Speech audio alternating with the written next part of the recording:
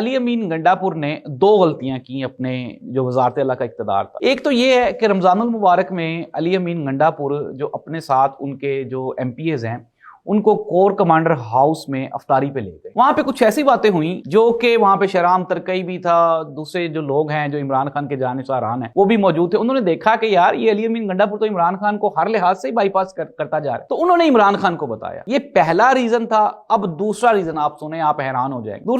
دوسرا ریزن یہ ہے، یہ بھی کنفرم سورسز کی رپورٹ ہے، پی ٹی آئی کے کچھ لوگوں نے ہمیں بتایا۔ انہوں نے کہا جی کہ آج سے 20 دن پہلے علی امین گنڈاپور صاحب اس بات پہ متفق ہو گئے تھے، ان کو یقین کامل ہو چکا تھا کہ مجھے عمران خان نے وزیر اللہ نہیں لگایا بلکہ مجھے اسٹیبلشمنٹ نے وزیر اللہ لگایا ہے۔ اور اسٹیبلشمنٹ کی ہمارے ایک دوست ہیں، میں ان کا نام نہیں بتاتا، تو انہوں نے مجھے بتایا کہ انہوں نے علی امین گنڈاپور کو کنفرم کیا، ان کو میک شور کیا، یقین دلایا کہ آپ کو عمران خان بھی نہیں ہٹا سکتا۔ تو علی امین گنڈاپور کے پاس یہ جو دو ٹھوس ثبوت تھے، یہ حقائق تھے۔